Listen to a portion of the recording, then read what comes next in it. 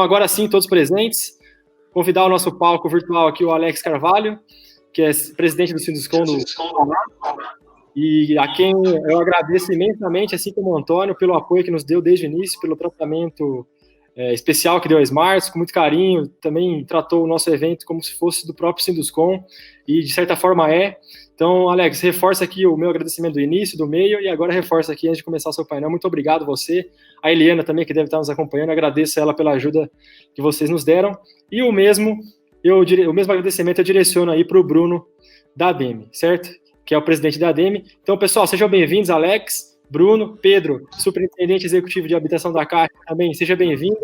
Agradeço a disponibilidade de vir para a gente. Sei que você tem bastante conteúdo aí, bastante coisa para expor para o pessoal, bastante novidade. Então, pessoal, eu vou sair e deixar vocês três brilharem aí. Então, agora é com vocês, Alex. Um abraço e agradeço.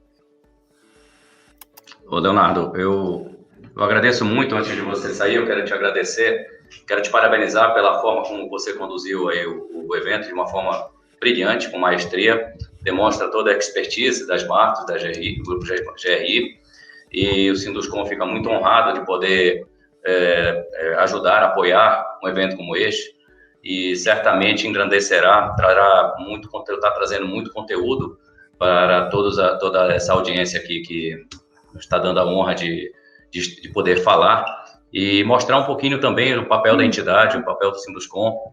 Nós estamos passando por um momento, né, de grande dificuldade para toda a sociedade, né, com uma pandemia terrível, e que isso só reforça a importância de uma instituição coesa, unida, convergente e, acima de tudo, com competência para poder transpor as dificuldades, mantendo a serenidade, mantendo o consenso. E essa inter-relação com vários outros players, né? Nós temos aqui o Pedro, a qual eu faço questão de dizer, Pedro, a satisfação e o orgulho de poder dividir essa sala virtual aqui com você, e ao Bruno Miléo, pela extrema competência e habilidade com que conduz a ADEME, uma entidade co-irmã, e que também tem sido extremamente importante no segmento imobiliário da Grande Belém. Fica, então, uma saudação inicial, e quando eu tiver a fala, eu novamente trago alguns elementos para poder contribuir. Muito obrigado. Bom, pessoal, boa noite a todos. Gostaria de agradecer em especial às marcas pelo evento, e ao Antônio da Eunos, e para mim aqui é um prazer também estar aqui com o Alex e o Pedro, que são nossos parceiros já de muito tempo, estamos juntos aí sempre nesses eventos, e aí a gente está aqui para falar um pouco das implicações do plano diretor no mercado imobiliário, né? Para alguns que não sabem, nós estamos agora em Belém passando pela revisão do plano diretor urbano. E a ADEME, ela tem assento no Conselho de Desenvolvimento Urbano, que foi criado em 2018, e estamos lá, eu e o meu parceiro Clóvis Freire, lá na luta, lá no Conselho, para fazer o que for de melhor aqui para a nossa cidade. Então, nos próximos minutos aí, estaremos falando sobre esse tema. Obrigado. Deu para escutar? Eu sim, Bruno. Escutamos. Pedro, você quer fazer uma saudação inicial, Pedro? Claro, gostaria sim, tá? Primeiramente, parabenizar as marcas aí pela condução do evento.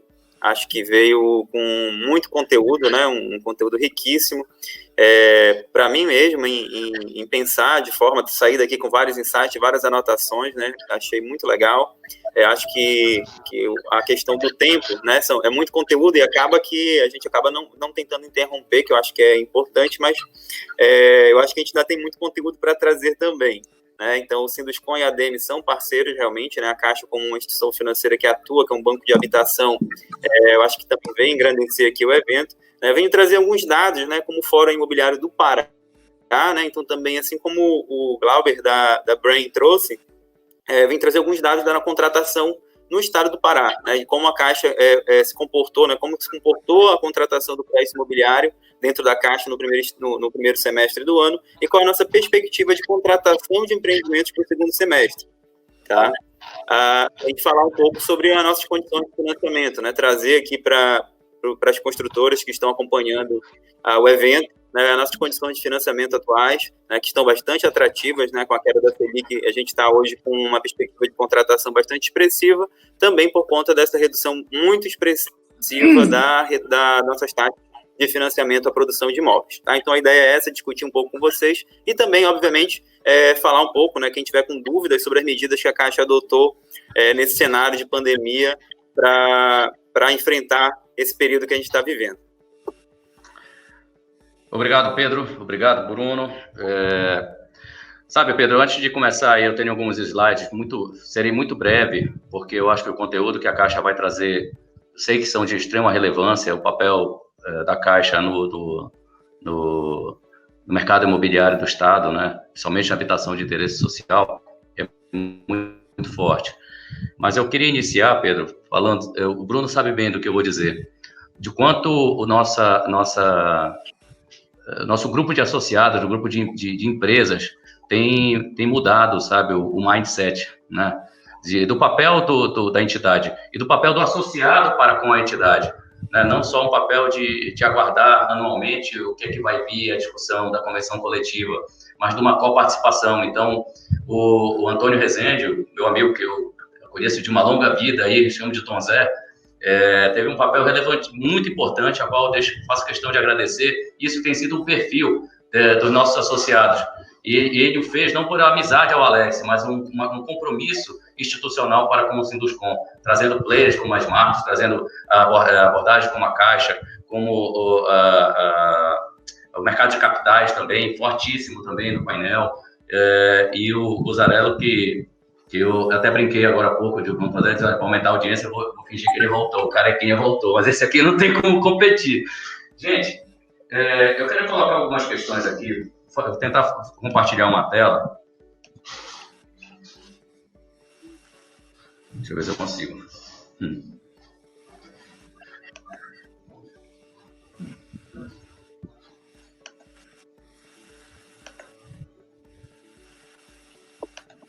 Vocês estão vendo aí? Ainda não. Não? Alex, você vai no share screen. Aham. Certo? Certo. Aí você clica, na tela inteira vai aparecer um preview aí da sua tela. Você clica em cima dela e depois clica em compartilhar. Ok. Vamos ver se agora vai. Agora foi, agora tinha ido. Chegou aí? Tinha ido e acho que você fechou. Aí, deixa eu tentar de novo.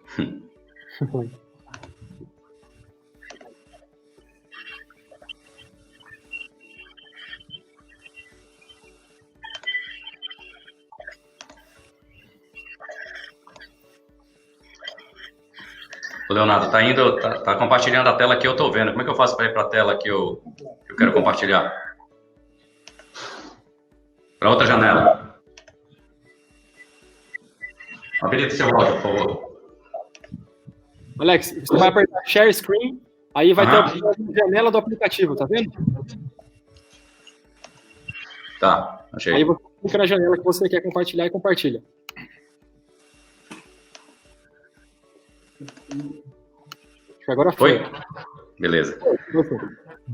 Então, falando enquanto Sinduscon, enquanto entidade, eu acho que o grande desafio que todos nós empresários temos é tentar responder essa questão aqui. Como é que a gente pode encurtar esses impactos da crise? E como o sindicato pôde tomar suas medidas de forma setorial e trouxesse esse encurtamento. Não só o encurtamento, mas também minimizar os impactos, porque nós tivemos realmente situações extremamente adversas. Isso foi num contexto nacional e aqui dentro do nosso mercado regional isso não foi diferente. Então, para poder a gente entender e mensurar como é que está o panorama do mercado da construção no estado do Pará, em que pese nós tenhamos um saldo positivo de empregos, mas a característica principal desse saldo positivo são os municípios onde a mineração tem grandes projetos, ou seja, Paraupebas é um ponto fora da curva, e ele detém a maior exploração de minério de ferro hoje em atividade no Brasil, que está no mundo, uma das maiores do mundo, com certeza. Mas quando a gente estratifica desses números, a situação em Belém, nós realmente já conseguimos entender o impacto da pandemia nos números da empregabilidade do setor, pois a componente do emprego no setor da construção, ela é muito forte no segmento de incorporação. Entretanto, nós entendemos, nós podemos depreender que o baque não foi tão grande, a queda não foi tão forte assim, em que pese ter sido muito abrupta, é um entendimento nosso, enquanto entidade, que poderia ter sido muito pior, sabe, Bruno e Pedro, poderia ter sido muito pior.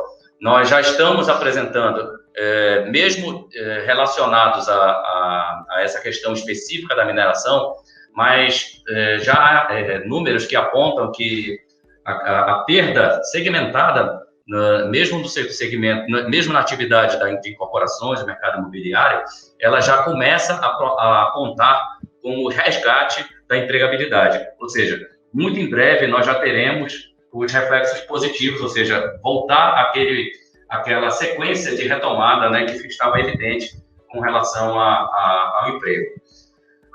O que foi nossa grande tarefa enquanto todo esse período aí de pandemia? Primeiro, nós tivemos logo no começo, e isso eu vou remeter ao início de março, meados de março, talvez, tivemos uma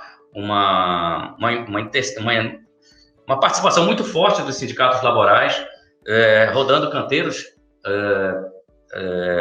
ao longo da cidade de Belém e Ananindeua, tentando fazer uma campanha para poder criar um pouco do pânico e tudo. Tudo bem, é natural que se houvesse um medo, né, ou desenfreasse assim, um alarme muito grande do que poderia acontecer.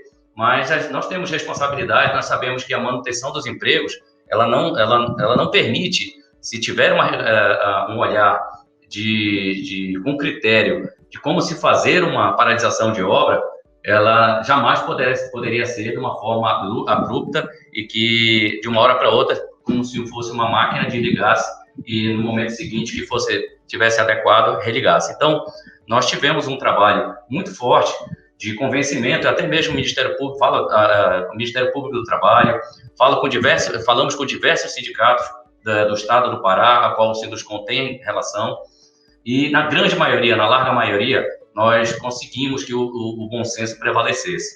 Então, nós, com isso, conseguimos, num primeiro impacto, segurar o ímpeto de uma paralisação abrupta.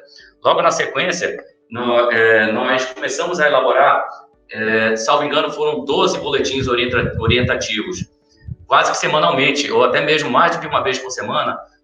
O Sinduscom soltava boletins informativos, tanto com as medidas protetivas para que fossem disseminadas nos canteiros, como todas as medidas emergenciais que o governo vinha adotando, permitindo que as empresas pudessem lançar de ferramentas adicionais ou de medidas adicionais que tinham como o principal objetivo a manutenção dos empregos, dos postos de trabalho, ou seja, medidas provisórias 927, 936, que puderam flexibilizar as relações trabalhistas. Então, esse foi um atendimento constante, quase que um plantão jurídico que nós instituímos no Sinduscom, e foi bastante acessado, bastante demandado. Decorrência disso, nós elaboramos e assinamos vários termos aditivos nas convenções coletivas, com base nessa relação convergente, né, disciplinada, respeitosa e convergente com a grande maioria dos sindicatos aos quais nós firmamos convenções coletivas. Muito importante registrar a participação do Sinduscom, uma participação muito efetiva nos comitês de retomada criados pelo governo do estado e também pela Prefeitura Municipal de Belém, a capital. Isso trouxe para nós uma capacidade de interagir, de mostrar o que o setor estava fazendo. Ninguém estava à deriva, né? Apesar de ter sido, sim, reconhecidamente um momento muito difícil do grupo, a serenidade, a competência, né? A experiência do grupo que forma não só a diretoria, mas todo o corpo de associados do Sinduscom, fez com que a gente sempre pudesse caminhar com a certeza de que as medidas que nós estávamos propondo nos comitês de retomada, com as autoridades competentes, elas estavam galgadas com muita responsabilidade na saúde e na segurança das pessoas. Quando houve o lockdown, que o lockdown ocorreu muito em função de uma precariedade na estrutura do sistema de saúde, público e privado, isso ficou escrachado, ficou assim uma grande ferida aberta, que foi a grande lição que essa pandemia talvez tenha trazido para nós, nortistas, e falo como Belém também, da necessidade de se evoluir fortemente.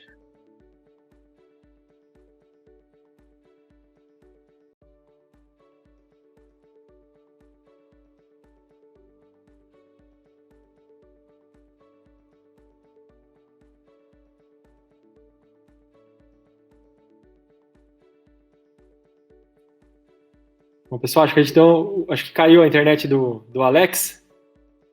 Acho que travou para vocês aí também, né, Pedro e Bruno? Sim. Travou. Então, bom, de qualquer forma, a gente, enquanto o Alex retoma lá a internet dele, a gente já tem algumas perguntas para dar início. Vocês vão colocando, enquanto isso, Bruno, eu vou direcionar a primeira pergunta para o Bruno, Pedro, já que você vai vir com a exposição depois. E aí o Alex retomando, ele encerra a fala dele. Pode ser? Perfeito. Bruno, eu tenho uma pergunta para você diretamente aqui. Vou colocar na tela.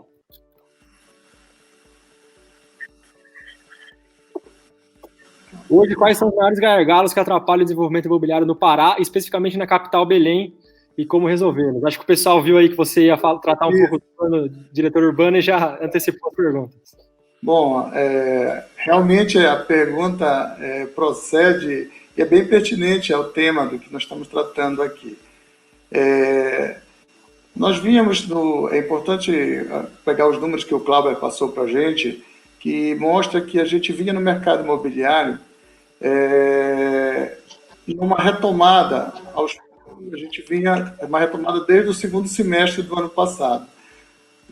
Viramos um ano bem otimista no mercado e veio essa pandemia. Mas, especificamente, tratando desses gargalos, é justamente o que nós estamos vivendo aqui na nossa cidade, que a nossa lei, vamos dizer o seguinte, o nosso plano diretor atual, que está em revisão, bem como a lei do uso dos solos e a LCCU, Lei Complementar de Controle Urbanístico, são muito restritivos aqui na cidade.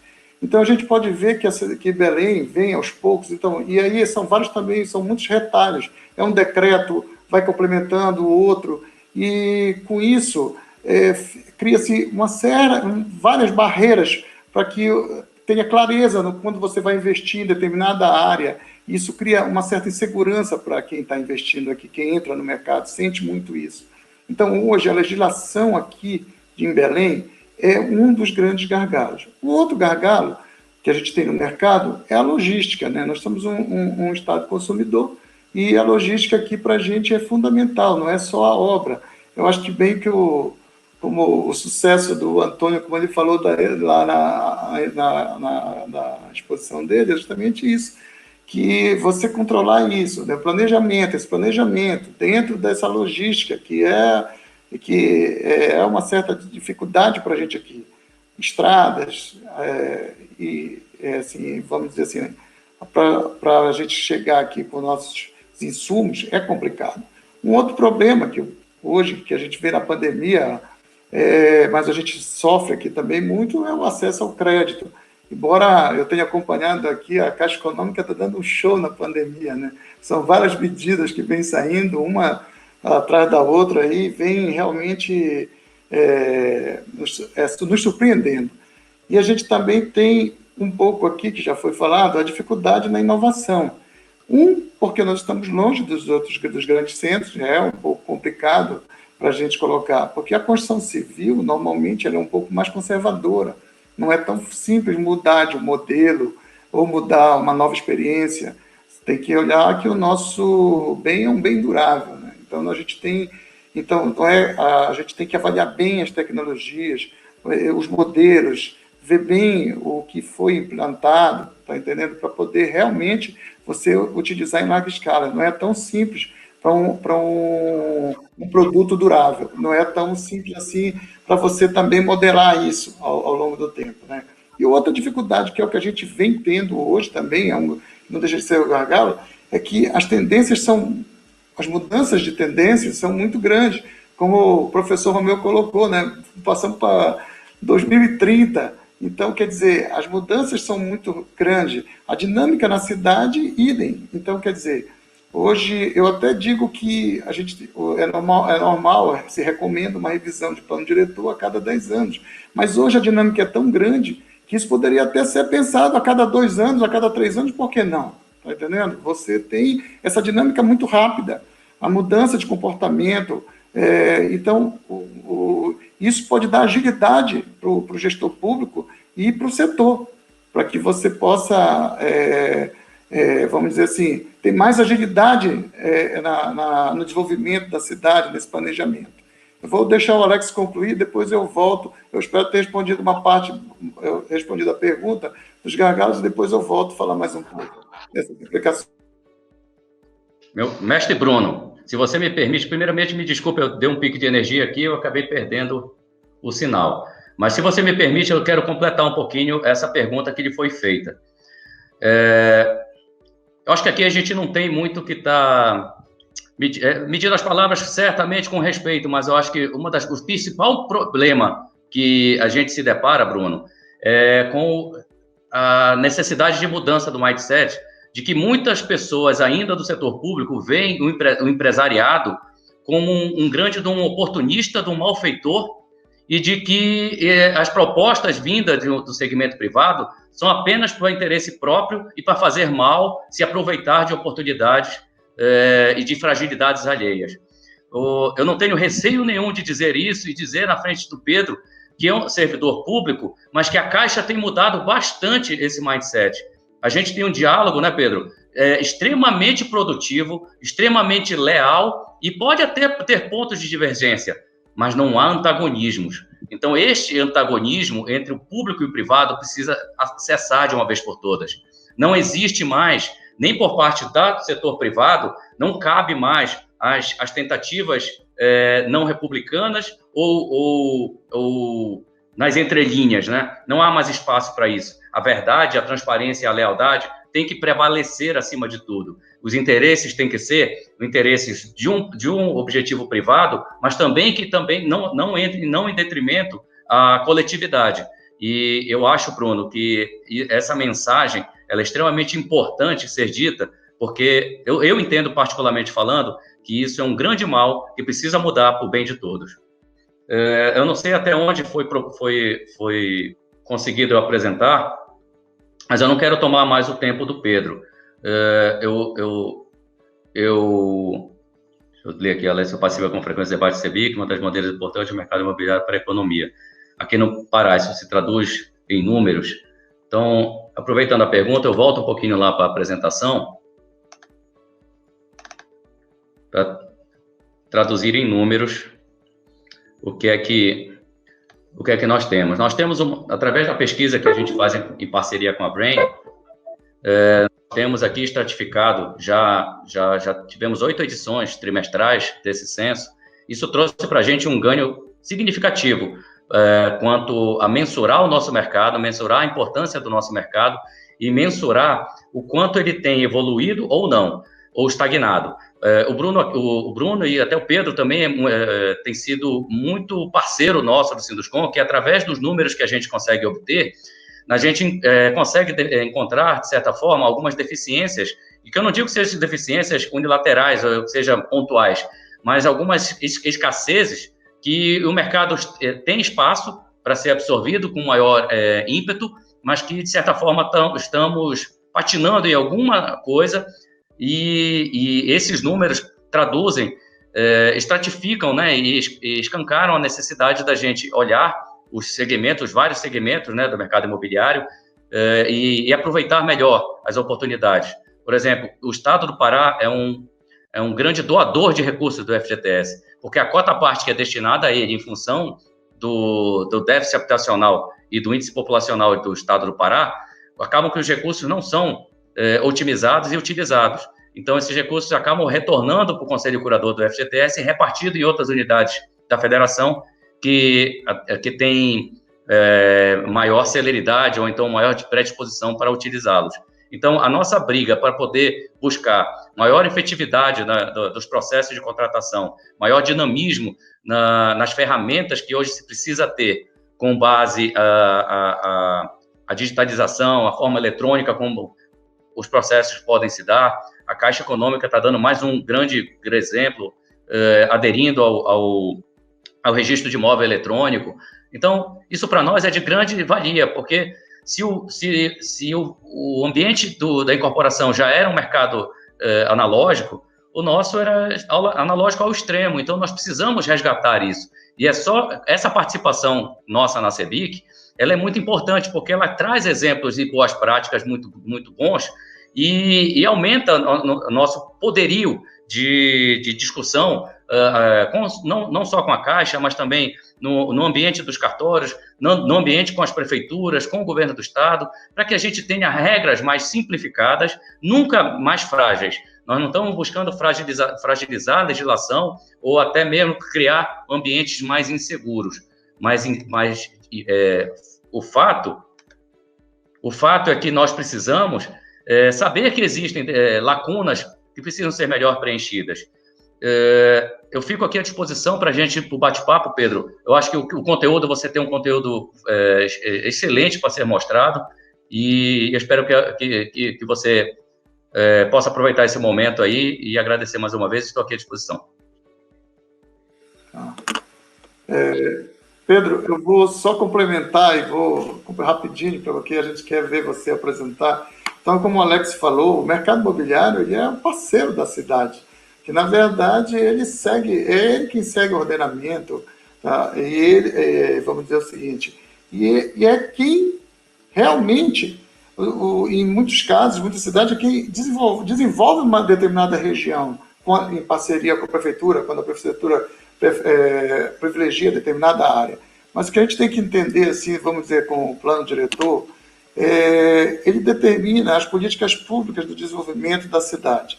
Então, especificamente para o mercado imobiliário, ele é que vai dar o ordenamento territorial, ou seja, ele que vai organizar os espaços urbanos. E ele tem vários instrumentos nessa linha, a outorga onerosa de construir, o direito de transferência de construir, são vários instrumentos que você pode criar. Então, na verdade, é o seguinte, e nessa parceria, vamos dizer, com o mercado imobiliário, para uma cidade como Belém, que o setor da construção, especificamente o mercado imobiliário, gera empregos diretos e indiretos, ele aumenta o investimento na cidade, com isso vem mais arrecadação e agrega várias outras prestações de serviço. Então, numa cidade como Belém, que nós temos basicamente comércio, serviço e, vamos dizer, a construção civil, então é um setor extremamente importante para a cidade, quando a gente coloca nesse patamar. E ele vai, e assim, não só isso, como ele fomenta outras situações. Então, quando você cria dificuldades para esse setor numa cidade, você vai engessá-lo ao longo do tempo. Uma das coisas que um sucesso lá em São Paulo, agora na retomada, desde o ano passado, foi justamente a modificação no plano diretor urbano de São Paulo, como o professor Romeu colocou. Uma foi, retirou a obrigatoriedade de vagas de garagem, aumentou os índices nos corredores. Isso foi um sucesso, fez com que esse sucesso em São Paulo, que também, assim como, claro, o mercado de São Paulo se recuperou muito antes, o nosso veio em recuperação, mas isso foi um fator que contribuiu para esse sucesso, para essa retomada mais rápida também lá em São Paulo. Então, Pedro, por favor, só complementei, estou aqui também, como o Alex colocou, à disposição para as perguntas. Obrigado. Obrigado, Bruno, Alex. Então, aqui, até pelo avançar da hora, né, também não quero me delongar tanto em uma apresentação, acho que é um canal para a gente discutir, tirar dúvidas, realmente compartilhar informações. Isso que você colocou, Bruno, das vagas de garagem, né, acho que é um avanço que a gente precisa brigar em Belém, né? Acho que é inadmissível hoje, no estágio que nós estamos, ainda temos que discutir isso, né? Em lançar empreendimentos, por exemplo, que não há necessidade hoje de ter uma vaga específica para aquela unidade, a nossa legislação ainda exige isso.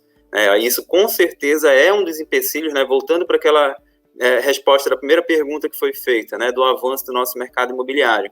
Então, o que eu vou mostrar agora, na verdade, ela vai bem de encontro a isso, né? Vai mostrar o quanto que a gente tem de evolução comparado ao primeiro semestre do ano passado, o que a gente tem para o segundo semestre, mas a gente vê ainda que o número do nosso mercado ele poderia ser muito maior quando a gente compara, por exemplo, com a apresentação que foi feita pelo presidente Pedro Guimarães na semana passada da Caixa, mostrando os números da Caixa de forma nacional, né, e o avanço que a Caixa teve em contratação habitacional pessoa física. Tá? Acho que vocês estão vendo minha tela. Tá ótimo. Então, vou compartilhar aqui a apresentação. Agora, Pedro. Perfeito. Então, a ideia é discutir um pouco sobre isso, tá? Então, separei aqui, a gente podia falar de muitas coisas, muitos assuntos, mas eu coloquei alguns dados, né, que eu acho que são importantes para a gente discutir, que vão bater muito com o que a gente vinha falando e muito com o que o Glaubert trouxe para a gente lá da Brain, né, do estudo que é feito. Então, aqui esse quadro, basicamente, ele mostra o nosso volume de contratação habitacional na Caixa, né? Então, o número do Caixa para o Pará, a gente contratou no primeiro semestre do ano passado 208 milhões com recursos de pessoa física, né? Desses 208 aí, 124 foram recursos do FGTS, né? Então que a gente consegue ver logo de cara, né, que apesar da gente ter aumentado o nosso volume de contratação habitacional no primeiro semestre do ano passado, o nosso volume de contratação do FGTS ele reduziu, né? Então vai muito do que o Alex colocou também, né? Então a gente é um doador de recursos, nosso estado ele é um doador de recursos, né? O que vem para a gente aplicar com recurso do FGTS em financiamentos imobiliários de pessoa física, parte dele é devolvido para outros estados, né, que têm uma quantidade maior de contratação. Tá? Outro ponto aqui que fica muito claro, não sei se alguém está falando, está fazendo alguma pergunta? Não? Estão escutando bem? Ok. Então, vou continuar. Na contratação SBPE, a gente pode ver que a gente teve um crescimento aí de 45% em relação ao primeiro semestre do ano passado, né? A gente pensa um crescimento expressivo, né, de 45% nesse volume de contratações. Enquanto a gente tinha contratado 84 milhões no primeiro semestre do ano passado, esse ano a gente contratou 122 milhões. No entanto, esse crescimento ele foi quase 50% menor do que a Caixa cresceu no Brasil como um todo.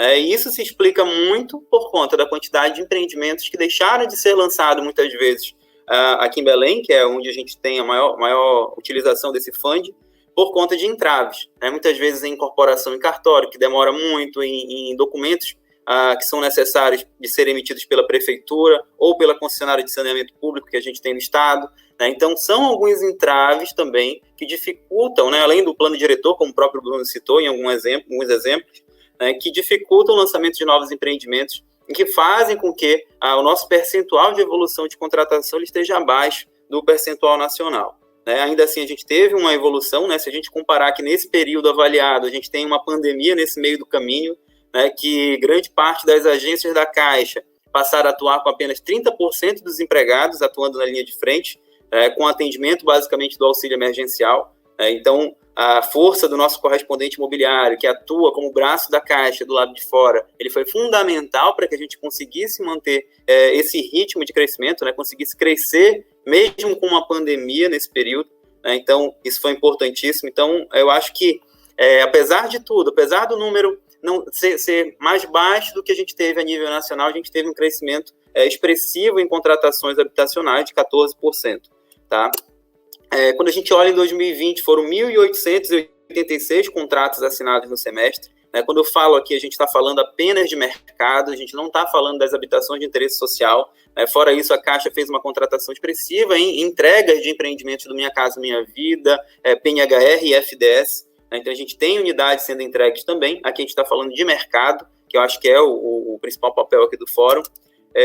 Desses 1.886 contratos, 1.091 contratos foi dentro do programa Minha Casa Minha Vida, né, nas faixas de mercado, a faixa 1,5, a faixa 2 e a faixa 3.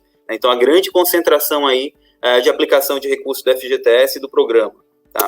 Além disso, em junho, a gente teve uma contratação contratação fora da curva, uma contratação excepcional, onde a gente contratou aí 50 milhões em apenas um mês. Então, em junho, muito também porque do que ficou represado, né, no período mais fechado, digamos assim, da pandemia, onde a economia estava mais fechada, onde as pessoas estavam mais em casa, a gente teve aí uma retração, muito provavelmente uma queda, né, no volume de assinatura de contratos nesse período, e em junho a gente conseguiu assinar uma grande quantidade de contratos e fazer um volume bastante expressivo a nível nacional em contratação nesse mês. Tá? Então, esse é um dado que a gente consegue refletir. A Caixa ela não reflete o mercado como um todo, mas ela é a sinalização do mercado. Né? Se eu tenho um aumento nesse volume de contratação de novos financiamentos habitacionais comparados ao mesmo período do ano anterior, sendo que hoje a gente teve uma pandemia, a gente consegue ver que o cenário realmente bate com o que foi falado aqui no evento, de que a gente tem um mercado, a gente tem uma demanda por habitação,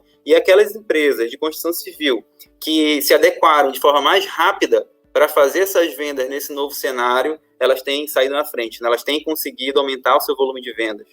Aquelas que não pararam o seu processo de incorporação, de lançamento do seu imóvel, do seu empreendimento, elas têm aí um cenário cada vez mais positivo para aumentar as suas vendas, a sua velocidade de vendas. Tá? Um outro dado que eu trago é a nossa perspectiva de contratação para o segundo semestre. Pelo levantamento que eu fiz, a gente não tem um cenário tão favorável como a gente está agora nos últimos 5 anos. Né? Desde a época do boom imobiliário, com grandes empresas de construção civil que vieram para o Pará, né, a gente não tem essa quantidade de unidades de empreendimentos a serem contratados, né, de operações de empréstimo à produção de imóveis a serem contratados. Né? Aqui eu coloquei apenas os empreendimentos que estão previstos de serem contratados no segundo semestre ou que já foram contratados ainda esse ano, que estão em período de latência, né, que falta assinar a demanda mínima ainda desse empreendimento, ou aqueles que já estão com análise de engenharia ok, ou com risco ok. Então, são operações que, de fato, ou já aconteceram, então, no período de contratação da demanda mínima, ou operações que já estão aprovadas dentro da Caixa. Né? Então, é um volume bastante expressivo quando a gente olha isso daqui e pensa que esse número ele é feito por empresas locais. A gente não tem aqui nesse número, à exceção de um único empreendimento, empresas de fora. Né? Então, a gente não tem grandes empresas que atuem no nosso estado, né, com contratações habitacionais. São empresas do estado. Isso eu sempre gosto de falar, né, sempre reforço com o Alex da força que a gente tem aqui dentro do estado. Ainda assim, a gente tem o maior volume de contratação habitacional do norte do país.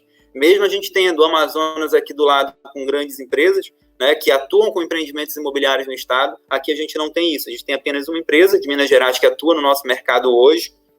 Né? Então, esse número aqui, ele é de se comemorar, né? Um número de empresas locais, de mostrar que o empresariado paraense que atua no segmento da construção civil está confiante, né, para lançar empreendimentos, e a gente vai ter aí um bom trabalho aí para a Brain, né, nos próximos censos aí a serem feitos pelo Sinduscom, de fazer o levantamento desses dados, e vai ser muito legal a gente poder compartilhar um crescimento expressivo aí do nosso mercado na quantidade de unidades em oferta. Tá? Então, o que a gente tem aí para contratar no segundo semestre em empréstimo PJ, ele vai chegar aí a quase 240 milhões. Isso aqui eu estou falando, tá, gente, apenas de empreendimentos que estão nessas fases que estão aqui embaixo. Mas a gente tem outros empreendimentos em fases iniciais, que estão em fase de análise prévia ainda, sem conclusão da incorporação imobiliária. Né? Então, a gente tem uma expectativa aí cada vez maior. Tá? Além disso, né, eu acho que esses números aqui eles refletem muito do que a gente vinha falando, né, refletem bem mesmo esse cenário, o cenário de otimismo que a gente tem, né, e um cenário de positividade no crescimento das vendas. Eu tenho relatos de construtores aqui que venderam uma quantidade agora em junho que eles não tinham visto há bastante tempo. Né, isso com uma estratégia de marketing, uma estratégia digital, de divulgação do empreendimento online, né, já que os estandes hoje deixaram de estar ativos. Mas aquele que saiu na frente, investiu nessa tecnologia, ele tem conseguido aumentar o seu volume de vendas, porque a demanda está aí, a demanda tem. Como o Alex mostrou, a gente teve um número expressivo ali de demissões, que isso reflete, obviamente, diretamente na contratação habitacional, mas a gente tem ainda, assim, uma grande demanda de pessoas aí que estão interessadas em financiar e que têm essa capacidade. Né? Outro dado, então os dados que eu tinha para trazer era muito em relação à contratação habitacional pessoa física, do que a gente tem em comparação ao ano passado, para mostrar um cenário favorável, e o que a gente tem de perspectiva de contratação para o segundo semestre apenas de empreendimentos habitacionais aqui do nosso estado. Tá? Fora isso, aqui eu vou falar um pouco, né? Eu acho que grande parte das construtoras e dos colegas que estão aqui no evento conhecem já o portfólio da Caixa, né? O apoio à produção, que é a nossa modalidade, eu falo que é o nosso balcão, né? A maior parte das nossas operações elas são financiadas nessa modalidade. A Caixa ainda é uma única instituição financeira que atua com esse tipo de modalidade, né? Atuando com um repasse e a composição do custo do empreendimento com repasse pessoa física desde o início da obra. O plano empresário está no balcão de todas as instituições financeiras. A diferença é a forma como cada empresa atua dentro do plano empresário, né, com taxa de juros, condições de financiamento, com relação ao percentual de obra exigido, de comercialização. Né? E a outra modalidade, ela não é um financiamento direto à construtora, na verdade, ela é uma facilidade que a Caixa dá àquelas construtoras que fazem o seu empreendimento com capital próprio. Né? O repasse fácil nada mais é do que uma pasta-mãe, uma pasta única do empreendimento, que é avaliado de uma única vez, e a gente faz o financiamento das unidades, agiliza o financiamento, o desligamento dessas unidades. Tá? Então, eu vou me ater mais à questão das taxas de juros. Então, aqui a Caixa ela tem muito bem definidas suas taxas, né? Então, isso aqui é público e notório. Né? As taxas que a gente pratica no mercado hoje, elas estão bastante atrativas. Né? Quando a gente compara com o cenário de um ano atrás, que a gente tinha apenas um cenário onde a gente trabalhava com ATR, né? Então, hoje a gente tem o indexador de uma taxa de juros de um financiamento SBPE ao IPCA ou ao CDI. Né? O CDI pode ser um sobrepreço, mas o CDI ou o próprio percentual do CDI, que hoje é a maior parte das operações que nós vamos contratar é dessa natureza, né? Então com percentual do CDI. Isso fica muito evidente também aqui, né? Até que esqueci de falar, nesse quadro, que vocês conseguem ver aqui, ó, a quantidade de empreendimentos com funding SBPE. Né? Então, dos 22 empreendimentos que estão em andamento ou a serem contratados agora nos próximos meses, 15 deles vão utilizar funding do SBPE. Né? Então, essa é uma condição também que reflete muito a questão do cenário da taxa de juros. Enquanto a taxa do FGTS, do recurso do FGTS para a pessoa jurídica, ela ficou estagnada ali em 8,3% ao ano mais a TR, no SBPE a gente tem taxa muito próximo ao CDI. Né? Então, que fica menos da metade do que o funding do FGTS. Então, se tornou bastante atrativo utilizar esse funding para a produção de empreendimentos. Tá? E uma coisa importante a se falar, não é porque o funding do financiamento do empreendimento ele é no SBPE que eu vou ter obrigatoriamente que comercializar as unidades do meu empreendimento com a utilização de recursos do SBPE. Então, ou seja, eu posso fazer um empreendimento com recursos do SBPE e financiar o meu cliente pessoa física dentro do programa Minha Casa Minha Vida, por exemplo, com utilização de recursos do FGTS. Né? A regra que a Caixa estabelece para isso hoje é que pelo menos 30% das unidades do empreendimento elas estejam enquadradas no SBPE ou, no mínimo, avaliadas a partir de 150 mil. O teto em Belém, para vocês terem uma ideia, é de 190 mil e em Ananindeua 180. Então, não tem a obrigatoriedade de ter 30% das minhas unidades acima de 190 mil em Belém, né? Basta ser 150. Então, esse limitador também ele foi diminuído. Então, o que a gente tem visto? Empreendimentos mistos. Quem está lançando agora, está lançando empreendimento para enquadrar o empreendimento no SBPE, empreendimento ali com 30% das unidades avaliadas a partir de 150 mil, né, para enquadramento do funding a financiador da obra dentro do SBPE. Tá? Então, essa é uma ideia, é o que a gente tem visto dentro do mercado. Então, as taxas de juros, como a gente estava falando, a gente tem hoje taxas atreladas ao CDI. O CDI ele está com uma taxa bastante atrativa. O CDI, pelo que eu tirei hoje, ele está a 2,15. Né? Então, se a gente falar em taxa de 123% do CDI, a gente vai falar de taxa aí abaixo de 4%. Né? Então, isso aqui, a precificação dessa taxa, ela é baseada dentro da Caixa em 4 parâmetros. Né? Os parâmetros que a Caixa baseia para a atribuição dessa taxa de juros, ela é feita pelo porte da empresa, pelo rate da empresa, como não tem como ser diferente, pela matriz de pontuação do cliente, que é o relacionamento que esse cliente tem com a Caixa. Então, quanto maior o relacionamento desse cliente com a Caixa, maior é a sua pontuação, menor é a sua taxa de juros, tá? E um critério de sustentabilidade. Eu acho que a Caixa também é um dos únicos bancos que utiliza um critério de sustentabilidade para a definição de taxa de juros. Ela tem um selo próprio, né, um selo de sustentabilidade, que é um diferencial competitivo para as empresas que queiram atuar nessas condições. Tá? Eu não vou me ater, obviamente, ao selo azul, mas vou disponibilizar um material. Quem quiser se inteirar mais, tem uma cartilha e um material que diz o que eu preciso ter no meu empreendimento para enquadrar ele com esse selo de sustentabilidade. Isso impacta diretamente também na definição da taxa de juros. Para ficar mais claro, né, eu coloquei aqui um exemplo de precificação de taxa. É uma construtora com faturamento até 14 milhões, com rating A, com MPC alto, então um relacionamento alto com a Caixa, né, uma pontuação alta com conta corrente, cartão de crédito, folha de pagamento dos funcionários dentro da Caixa, né, sem selo azul, então ela não tem o selo de sustentabilidade do empreendimento. A taxa de juros dela no FGTS ela não ia mudar, ia ser 8,30 ao ano, isso não tem variação, mas a taxa de juros do SBP ela impacta diretamente, né, se for atrelado à TR de 9% ao ano, ao IPCA, considerando o IPCA de 1,88, ficaria de 6,48 ao ano. Um sobrepreço mais CDI, essa taxa seria de 4,45 ao ano, e no percentual de CDI ela seria de 137% do CDI. CDI, considerando hoje a 2,15, a gente teria uma taxa de juros efetiva ao ano de 2,94. Então, como vocês podem ver, é uma taxa extremamente atrativa para aquela empresa que tem intenção de fazer um financiamento com funding do SBPE.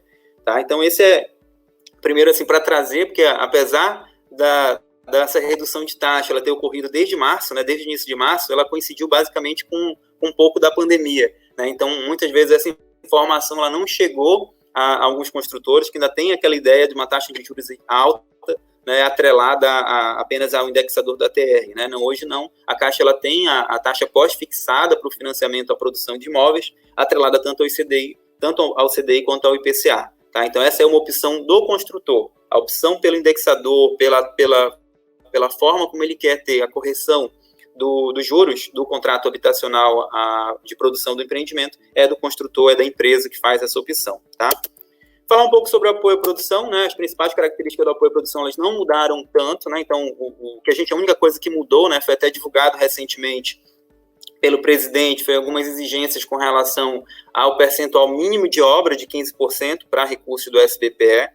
Né, então, isso deixou de existir, a gente já não tem mais essa exigência mínima de 15% de obra no SBPE e nem a comercialização mínima de 30% das unidades. Né, então, essa é uma grande conquista para o setor da construção civil, né, era uma demanda forte de grande parte do empresariado que atua no segmento. Essa redução do percentual de financiamento, ela veio a calhar com vários empreendimentos aqui em Belém, né, que estavam ainda com esse problema de comprovar esses 30% de comercialização das unidades. Então, é uma expectativa desses empreendimentos também terem um funding a ser contratado pela Caixa agora no segundo semestre. Tá? O PEC é um plano empresário, o plano empresário ele é igual, basicamente, em todas as instituições financeiras. A gente continua da mesma forma com essa flexibilização de obra de 15%, anteriormente ela tinha essa obrigatoriedade. A comercialização mínima, ela passou de 30% para 15% das unidades. Então, é uma redução também expressiva no percentual de contratos de compra e venda que a empresa precisa apresentar. E a contratação de repasse para a pessoa física é a partir de 80% de obra. Assim como o máximo que a gente contrata a operação do PEC, a de obra já está e no máximo com 80%. Tá? O rate mínimo é B, diferentemente com o fund da FGTS e a operação do apoio à produção, que é C, o rate mínimo. Tá? As condições suspensivas, o percentual mínimo de comercialização, ele, como eu falei, ele caiu para 15%. De obra executada, ele vai depender do que a gente montar da operação, do que ela tiver de capacidade de pagamento, qual for o limite aprovado para a construtora. Tá? A exigência do patrimônio de afetação e as suspensivas, o prazo para cumprir isso é de 180 dias. Tá? Assim como no PEC, no apoio à produção, esse prazo ele foi alongado, né? Então hoje a Caixa ela permite com que as condições suspensivas para startar a contratação, ela passou a ser de 90 mais 90 dias com o fund do FGTS e 180 dias com o fund do SBPE diretamente. Tá? Além disso, que eu coloquei aqui para ficar bem claro, né, o fluxo de contratação de uma operação na Caixa. Né, como que funciona hoje?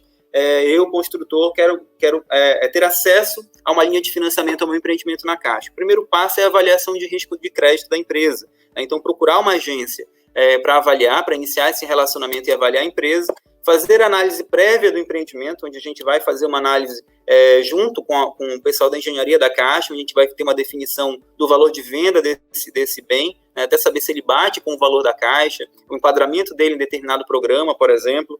Né, então, essa é a primeira ideia da análise prévia. Geralmente, ela é feita antes da incorporação imobiliária. Tá? Feito isso, a análise de engenharia definitiva, a emissão de um laudo, onde a Caixa atesta os custos e os valores de venda daquelas unidades. Né? Então, o BDI desse empreendimento, então tudo isso vai estar na análise definitiva de engenharia. E a gente monta, junto com a construtora, a matriz de conjugação de variáveis. Né? A matriz de conjugação de variáveis nada mais é do que eu ter os custos do empreendimento. Né? Ter lá quanto que eu vou ter de repasse de pessoa física, se for um apoio à produção, quanto que eu vou emprestar para essa construtora e quanto que ela vai entrar de obra. No final das contas, o somatório disso ele tem que me dar 100% do custo do empreendimento. O plano de negócios e vendas é um planejamento de repasse das pastas. Né? Como que eu vou fazer a venda, qual a minha expectativa de venda das unidades habitacionais do meu empreendimento.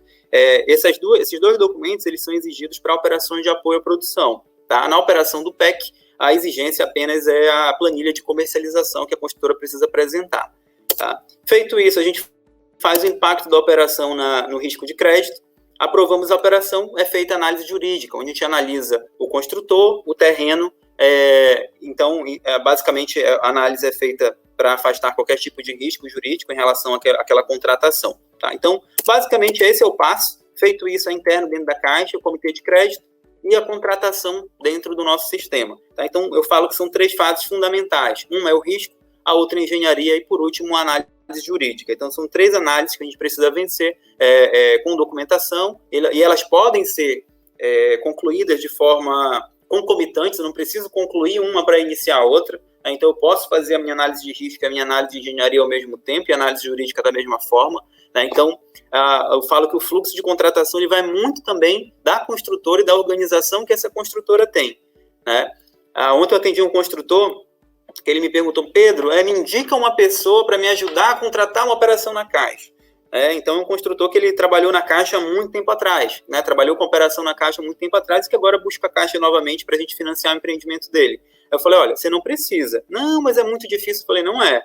A Caixa, diferentemente de outros bancos, a gente tem uma estrutura hoje aqui em Belém, em Marabá, em Santarém, que pode dar todo um suporte às construtoras. Então, não preciso ter alguém que conheça alguém para dar entrada na Caixa. Eu, enquanto superintendente de habitação no estado, eu estou à disposição para fazer reunião, para atender aquele construtor que me liga, aquele construtor que me manda um WhatsApp, né? Eu estou à disposição para isso. Aqui, logo após, eu vou colocar o meu contato. Quem quiser passar o e-mail, quiser tirar mais dúvidas do fluxo de contratação dentro da Caixa, eu estou aqui à disposição para isso. Tá? Então, o que eu falei para ele? Não precisa.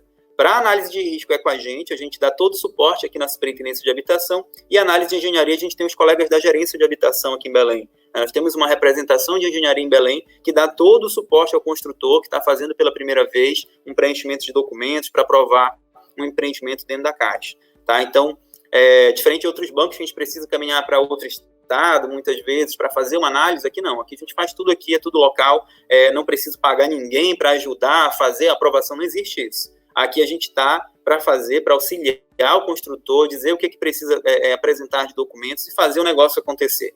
Eu acho que muito do trabalho que a gente vem construindo, ele se reflete em números, né, nos números que a gente tem para contratar. Então, com empresas locais, com empresas que a gente acreditou desde o começo no projeto, né, pegou na mão mesmo para arrumar a questão contábil da empresa, para que no próximo semestre a gente pudesse utilizar o balanço e fazer aprovar o crédito para a construtora. Então, acho que esse é o nosso papel, juntamente com o Sinduscon e com a ADEME, é fomentar o negócio imobiliário no nosso estado, né, fazer com que esse volume de operações aumente, que a gente tenha cada vez mais empregos gerados no segmento da construção civil. Então, me coloco junto com essas entidades que são importantíssimas, como o Sinduscon e a ADEME, né? Acho que a Caixa ela é fundamental também nesse processo. Né? Acho que quando a Caixa ela muda a chave e vira, está aqui, o cofre está aberto, vamos prestar, as condições são essas, vamos fazer o negócio acontecer, a gente consegue sim fomentar, dar uma agilidade maior no mercado e gerar uma quantidade aí absurda de empregos diretos e indiretos no segmento. Tá? Então, era basicamente isso que eu tinha para trazer para vocês. Tá? Esse aqui é meu contato. Tá? Tem aqui o e-mail da nossa Superintendência de Habitação e o telefone aqui da Superintendência de Rede, né, onde fica a sede da Superintendência de Habitação.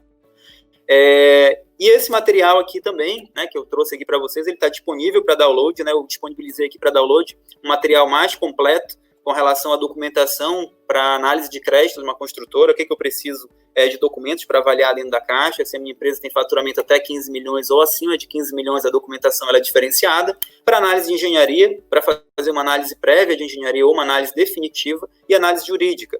Fala um pouco sobre o repasse fácil, que é a alocação de recursos, a documentação que é necessária, e aqui tem a cartilha, como eu prometi, do selo azul. Como é que eu faço para eu qualificar, para enquadrar o meu empreendimento dentro do selo azul e ter um selo de sustentabilidade, né, um diferencial de mercado e um diferencial em taxa de juros também, né, que impacta diretamente na taxa também a ser concedida da operação. Tá? Então, basicamente, o que eu tinha de informações a trazer seria isso, né, reduzir o conteúdo para que também não ficasse uma exposição tão longa, né? Eu acho que o papel de um fórum é mais a gente trazer alguma informação e discutir e poder tirar dúvidas realmente de forma online, certo? Então, estou à disposição. Se alguém tiver Pedro, eu queria... perguntas aí, eu não estava vendo, eu queria aproveitar, já que eu já estou aqui dentro na sala, aproveitar da posição privilegiada. Existem algumas demandas, Pedro, e eu queria já aproveitar esse fórum e deixar um convite a você, que nós fizéssemos uma outra reunião interativa aí para poder focar no selo azul. Tem várias empresas já demandando o Sinduscon, e eu já fiz aqui, baixei aqui o QR Code para poder passar para essas empresas institucionalmente, mas fica o convite da gente ter uma reunião específica sobre o selo azul, porque é algo que tem interessado muito o empresariado. Não, legal, Alex. E é importante a participação da gerência de habitação, né, da GEAB, né? Como são alguns critérios muito técnicos, eles, mais do que eu, têm um conhecimento para passar, né, e para repassar. A gente tem todo o interesse, sim, de credenciar empresas com esse selo, tá? Então, a gente vai conversar aí para agendar o mais breve possível um evento para falar especificamente do selo azul. Pessoal, a gente tem uma pergunta para cada um de vocês aqui. Eu acho que, embora o tempo já esteja um pouco curto, eu acho que vale a pena a gente encerrar com vocês interagindo um pouco com a audiência e perguntando. E respondendo as perguntas dele. Pode ser? Quem gostaria de começar? Começa pelo mais novo, Pedro. Sem problema, Leonardo. Pedro, aproveitar então que você que já estava no embalo, tem essa pergunta aí que está na tela para você, que o pessoal fez. Qual tem sido a demanda pelas novas linhas de crédito, IPCA e pré-fixado no Pará? Olha, os números do IPCA e do crédito pré-fixado, eles são muito pequenos, né? Muito pequenos porque eles refletem o cenário atual do nosso país.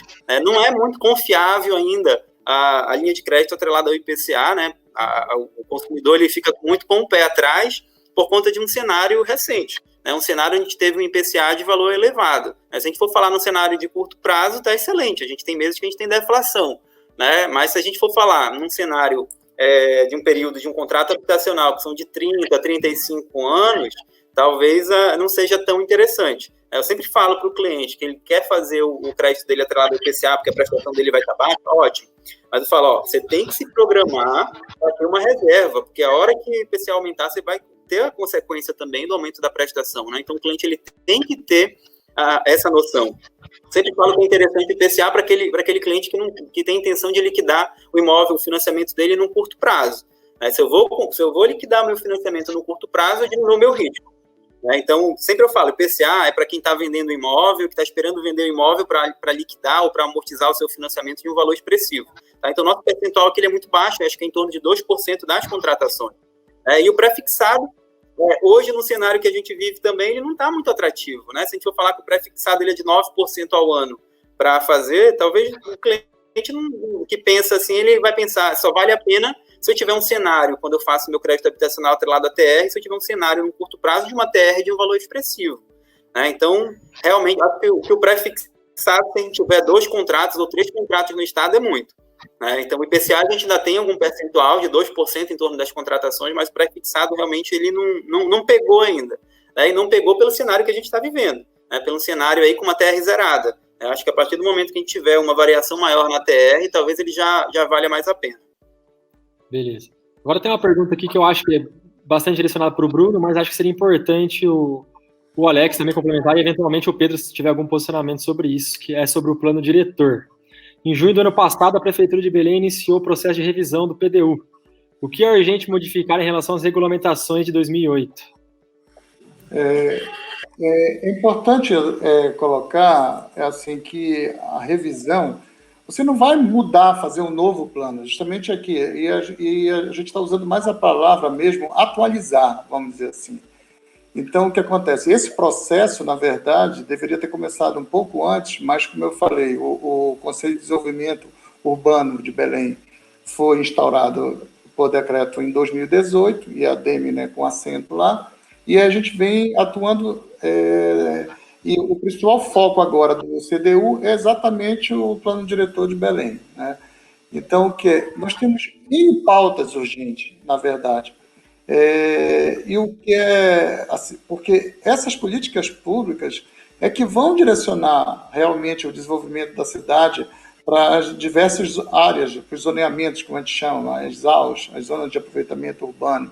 Então, é importante que isso tenha uma certa agilidade, e nós, se contar desde 2008, quando foi essa última regulamentação, nós já vamos aí 12 anos, e com uma coxa de retalho, vários decretos vão sendo colocados ali, e a dificuldade fica evidente na cidade. Hoje, a nível, só para de exemplificar, hoje a gente está levando aí quase um ano para tirar um alvará de obra, porque a gente tem que atender ETA, ET, tem que fazer todo a tubulação do logradouro, tá entendendo? Atender ao meio ambiente, atender o bombeiro, aí quando tem influência de FAM, Secult, FAM, e aí vai. Nesse, vamos dizer assim, nesse monte de exigências, e o tempo vai se perdendo, quando na verdade, o mercado precisa de agilidade, o gestor público está ciente disso, e a gente vem atuando, eu, Alex, todo o nosso pessoal, a gente está atuando em cima disso. Agora, imagina aqui o que o Pedro falou, com todo esse apetite que a Caixa está aqui no mercado imobiliário de Belém, e a gente engessado nessa legislação. É um contrassenso. Eu digo isso, mesmo que o mercado estivesse altamente aquecido, é um gargalo que a gente tem exatamente, é a nossa legislação. E é isso que a gente tem que atualizar. E é dinâmico. Só que fazer essa mudança não é tão simples. E como o Alex colocou bem, o mercado imobiliário e o setor da construção, ele é um parceiro da prefeitura, ele quer o desenvolvimento sustentável da cidade nesse ordenamento. Então, na verdade, assim, nós estamos aqui nessa luta com o poder público, mas para justamente ter esse melhoramento na legislação, para que a gente tenha seja mais ágil e uma cidade que consiga desenvolver de forma mais, vamos dizer assim, racional. Porque tem aquele velho ditado: se o poder público não faz, ele vai atrás, porque a cidade continua crescendo. E se você ordena, melhor. Se você não ordena, vai de forma desordenada, mas ela vai crescendo. Então, esse é o momento que está se discutindo isso, só que eu tenho a relatar que, infelizmente, devido à pandemia, o que aconteceu? As reuniões foram suspensas por 2 meses, voltamos de forma virtual, mas houve agora uma recomendação do Ministério Público para que parasse a discussão no plano diretor até que volte, para que não prejudicasse as audiências públicas, que seria essa fase que a gente vem. Então, na verdade, a gente está aqui, do setor produtivo, falando com a DEME, falando aqui também, aproveitando aqui pelo Sinduscom, a gente precisa realmente de uma legislação atual e moderna, para que possa direcionar melhor os investimentos na cidade. Isso é fato. Léo, se você me permite um complemento, eu não ousaria fazer nenhum tipo de complemento técnico, porque o Bruno se tornou mestre nesse assunto, e não é confete, não. Ele é um estudioso e sabe muito bem o que ele está falando, mas eu queria complementar como cidadão. Eu acho que a coisa mais importante que precisa mudar, e que essa modernização que o Bruno fala, em termos muito práticos, nós temos que acabar com o finge que me ama, que eu finge que acredito, e nós temos também que acabar com realidades que estão sobre os nossos olhos. Aqui, Leonardo, você não é da nossa cidade, mas que tive a oportunidade de conhecer, você vai ver que nós não podemos construir na orla. Então, foi feito, numa década aí, foi feito aí a 800 metros de orla, super bonito e tudo, mas com investimento público. Mas como não é proibido construir até um determinado gabarito, é muito limitado, quanto é que a cidade vai gerar essa fonte de receita para poder trazer de volta o investimento que foi feito. Os recursos públicos retornam através de impostos. Então, é o que o Bruno colocou. Enquanto houver a clandestinidade e se dissesse que são ambientes preservados, a orla é tomada por estabelecimentos clandestinos, estabelecimentos que não agregam a geração de impostos, o ordenamento urbano, geram poluição. Então, nós estamos querendo qualificar. A nossa proposta não é para o bem isolado do setor da construção. É uma proposta que nós temos clara a certeza de que dos benefícios que a sociedade, porque, acima de tudo, nós somos cidadãos. Nós somos nascidos e criados em Belém e nós queremos muito deixar para nossos filhos e netos que aqui vão ficar esse legado de uma cidade com uma melhor qualidade de vida, com equipamentos urbanos que a gente possa se orgulhar e não se envergonhar. Perfeito, Alex. Muito importante essa colocação. Inclusive, já emendo com uma outra pergunta que foi direcionada a você, mas também deixo aberto para que todos comentem se tiverem o que complementar, tá bem, Alex? Dá para dizer que o impacto da pandemia na queda de lançamento, inclusive você mostrou alguns dados antes aí na apresentação, já que as medidas de isolamento social passaram a valer praticamente apenas depois do dia 20 de março? Pois é, o último levantamento que nós conseguimos já ter ele apontou já uma queda, mas é muito tênue em função já da pandemia, porque são levantamentos trimestrais, mas mesmo no primeiro trimestre nós já tivemos uma queda de 30% nos lançamentos, e uma queda significativa também nos VGV. É provável, acredita-se que tenhamos números ainda mais expressivos com relação à queda nesse segundo trimestre. Entretanto, isso seria o racional da nossa parte de entender que seria os impactos, mas a gente já começa a ter um olhar de uma surpresa boa que pode vir aí, com as informações que a Caixa está trazendo e trouxe recentemente, e em que pese que não se refletem ipsilitris a realidade local, mas, assim, fortemente já indícios de uma retomada. Então, por mais que nós tenhamos números negativos no segundo trimestre, que é natural que haja, que apareçam, há uma certeza muito forte, sabe? Eu acho que o Pedro corrobora, o Bruno corrobora com esse pensamento, uma certeza muito forte do potencial de retomada para o segundo trimestre, para o segundo semestre de 2020. Falando... Desculpa, Bruno.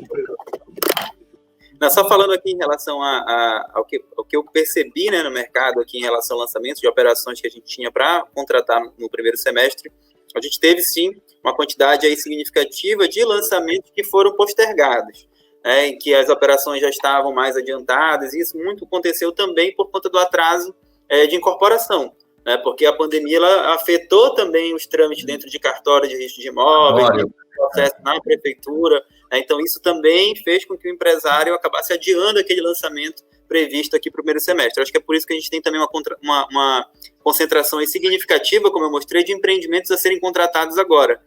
Então, acabou tendo uma postergação apenas desse lançamento, não a desistência ou o abandono daquele projeto. É exatamente isso, né? Como eu vinha falando, a gente vinha no mercado de recuperação e aqui, historicamente, em Belém, os lançamentos eles ocorrem no segundo trimestre, quando a gente fala no primeiro semestre, e são maiores até no segundo semestre. Então, como a pandemia coincidiu exatamente no segundo trimestre, é como o Pedro falou e o Alex. Basicamente, o que a gente tem acompanhado com os associados é o seguinte, é que se postergou para o segundo semestre e se continuou tratando, vamos dizer, da parte burocrática, porque também, como o Pedro colocou, impactou o cartório e algumas aprovações também, porque vários órgãos ficaram também suspensos e não tiveram, assim, vamos dizer, uma contingência adequada a nível dos protocolos e tudo mais para você seguir nessas aprovações. Então, o que acontece é o seguinte, eu venho dizendo até aqui, sempre falo que eu acho que aqui em Belém, até eu comento isso, nós estamos até aqui no lucro, porque em junho nós já voltamos às nossas atividades e vamos dizer o seguinte, com todo respeito às vítimas que estiveram aqui na nossa capital e no nosso estado, mas eu acho que nós conseguimos até equacionar muito bem a situação.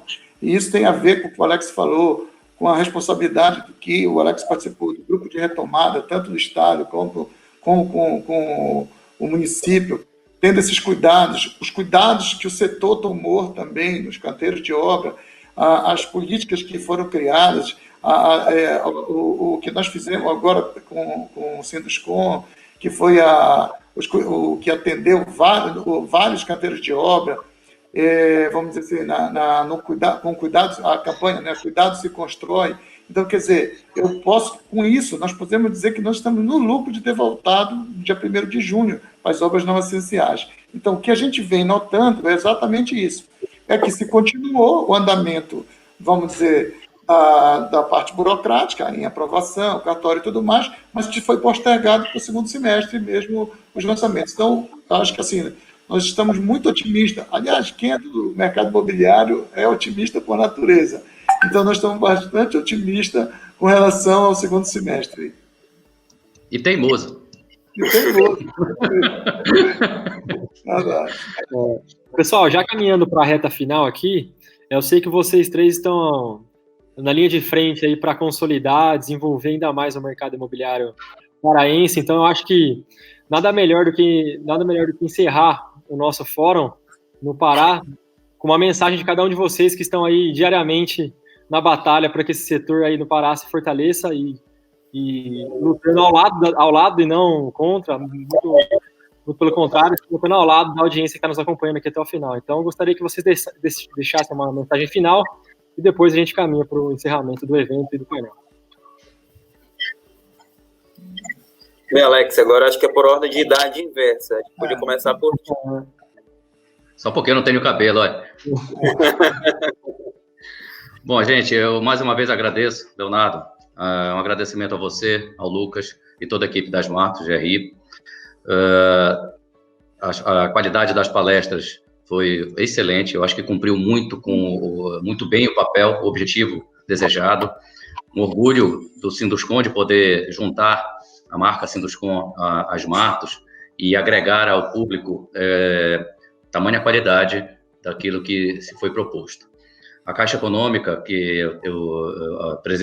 a pessoa do Pedro, o meu profundo respeito e admiração, e a forma com que vem essas pessoas da Caixa, do Pedro na superintendência, o Simões, superintendente, e tantas outras pessoas na GEAB, Rogério, Helder, nós temos uma sinergia, uma harmonia, porque o que lastreia essa relação é, acima de tudo, a transparência e a lealdade.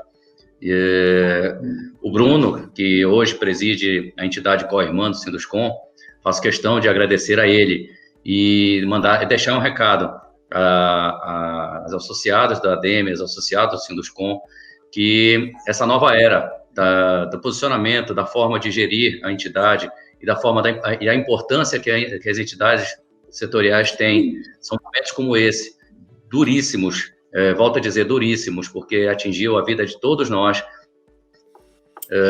seja com familiares vitimados pela Covid, seja com impactos com relação ao convívio social de filhos, pessoas próximas, familiares. Isso tem que trazer uma grande lição. E a lição que eu queria institucionalmente deixar é que nós precisamos, sim, entender que não dá mais espaço para o empresário que só queira estar na aba e agregar informações de forma não participativa. Eu acho que é muito importante a conscientização do empresariado e o fortalecimento das entidades, ela é benéfica. Ela é benéfica porque ela traz um equilíbrio coletivo, ela traz a cultura do associativismo, e eu acho que está muito claro, cada vez mais claro, que se nós convivemos com tamanha precariedade dentro da nossa região, talvez isso perpasse um pouco pela nossa falta de cultura, de associativismo, de pensamento coletivo. Eu acho que o individualismo prevaleceu por muito tempo, e eu agradeço muito ao Bruno, que tem sido um parceiro incondicional em trazer essa relação amistosa e muito respeitosa e produtiva. Eu acho que o setor está dando uma excelente lição nesta pandemia, de que as entidades hoje representam sim as empresas, estão prontas para representá-las com qualidade, com competência e fazer valer este investimento associativo. Muito obrigado, uma honra muito grande de poder estar aqui e que seja o primeiro, Léo, de tantos outros eventos que a gente possa realizar juntos. Com certeza, Alex. Bom, pessoal, eu quero também agradecer aqui a Smarts, na pessoa do Leonardo, que aqui está com a gente, também a Eunos, na pessoa do Antônio, que nos fez o convite, e, assim, colocar que é importante mesmo, como o Alex frisou, essa parceria com o setor, que, vamos dizer assim, é um setor, eu vou falar aqui do setor da construção civil, o setor da construção, o mercado imobiliário incluso nele, é extremamente importante para as cidades. Não só pela geração de emprego, mas por tudo que ele representa, pelo que ele agrega dos demais setores aqui. Desde como aqui, o nosso parceiro Pedro aqui da Caixa, os agentes financeiros, desde, vamos dizer o seguinte, desde aquele, vamos dizer mais específico, desde o fornecimento de refeição e tudo que agrega, vamos dizer assim, no setor. Então, acho que a gente, vamos dizer, é um setor que é sempre parceiro das cidades. Na verdade, eu vejo aquela, às vezes, quando se coloca, a prefeitura investiu numa área, aí lá vem especulação imobiliária. Onde essa palavra especulação imobiliária? Na verdade, se cria oportunidade de negócio para todos, na verdade. Pelo contrário, se tem um setor que respeita a legislação e que, vamos dizer, que mais, vamos dizer assim, contribui para o crescimento da cidade, para o ordenamento da cidade, é exatamente esse o nosso setor. Porque o que acontece muito é como o Alex falou, obras irregulares, vamos dizer assim, e a gente ainda tem um outro problema, que são obras que não são averbadas, que com isso elas deixam de ter valor comercial. Vamos, o Pedro aqui, o que é que basicamente se financia? O cara quer financiar uma casa, não consegue. Né? Por quê? Porque não tem documento, não está verbada, é feito lá na marra, essa é a verdade.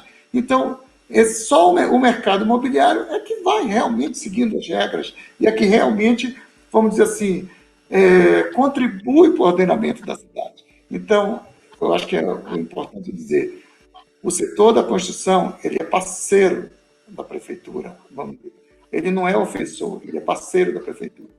Tá? Então, quero agradecer aqui, aproveitando a parceria, agradecer também aqui de estar no mesmo debate aqui com o meu parceiro Alex e com o Pedro aqui da Caixa, que tem sido assim um parceirão nosso aqui de todos os eventos. Obrigado a todos, boa noite. Então, assim, queria também, assim, para ser bem breve, né, agradecer a Smartos pela organização do evento. Acho que foi um evento muito produtivo. Não tinha participado ainda de um evento online com a tamanha qualidade que foi a organização que teve o evento da Smartos. Espero, como o Alex falou, que seja o primeiro de muitos, né? Agradecer o convite aí do Antônio, também da Eunos, né? Ele que fez o link direto aí para a participação da Caixa, né? O meu papel aqui, como reforço, né? Meu papel aqui é de reforçar esse papel da Caixa de parceiro estratégico do segmento da construção civil.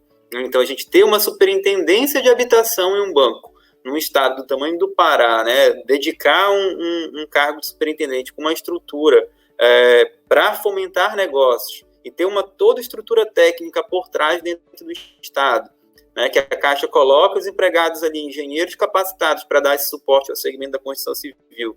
Então, esse é toda a força que a habitação é dentro da Caixa, né, e a importância que a Caixa dá para esse segmento. Né? Então, é muito importante, sim, essa sinergia, como o Alex e o Bruno colocaram, né, da gente trabalhar em sinergia, trabalhar como parceiros para fomentar esse mercado. Né? Então, só venho reforçar realmente o meu papel aqui enquanto superintendente de habitação, que é fazer com que cada vez mais o nosso estado se desenvolva. A gente tem muitos problemas para enfrentar, né? Mas eu acho que quando a gente se une para enfrentá-los juntos, ele fica mais fácil. Né? Então, acho que esse é o nosso papel. Nosso papel, a Caixa, institucionalmente, também está para apoiar tanto o Sinduscom quanto a ADEME nessas lutas, né? Junto aos entes públicos, junto a uma mudança de ordenamento jurídico. Acho que a Caixa tem um papel importante também a contribuir nesse cenário. Tá? Então, era isso, agradecer realmente e me colocar à disposição de todas as pessoas que estão acompanhando ainda o fórum, né, de qualquer dúvida, qualquer solicitação de informações, né, me colocar de fato à disposição para passar. Esse é meu papel, de reforçar esse papel da Caixa, tá bom? Grande abraço a todos, uma boa noite, um bom descanso. Bom, pessoal, muito obrigado a mensagem de vocês três, creio que é muito importante para a audiência que nos acompanha saber que tantas associações quanto a Caixa, que capitaneia o financiamento imobiliário, a produção, a pessoa física também, estão no mesmo caminho, caminhando para que o mercado imobiliário paraense se desenvolva. Então é muito importante fechar com vocês três aqui, que estão à frente do mercado no estado. Tenho certeza que não tinha como fechar de forma melhor.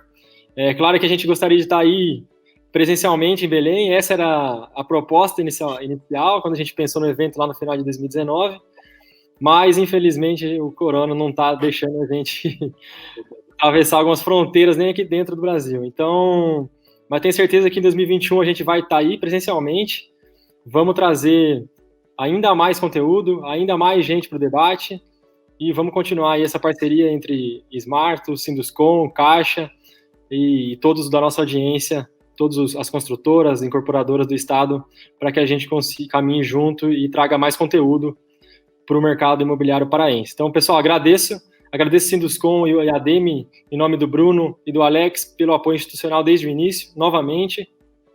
Estou repetindo várias vezes isso, mas é que realmente foi bastante importante para a gente saber que a gente pode contar com quem está à frente do setor aí no Pará. E agradeço a Caixa, em nome do Pedro, também por se disponibilizar, sei que deve estar corrido por aí, estou vendo que deve estar na agência, inclusive, ainda, até tarde. Obrigado pelo tempo. Obrigado pelo tempo, por estar com a gente aí. Então, pessoal, muito boa noite, um bom fim de semana para vocês aí, e espero em 2021 estar com vocês, aí presencialmente.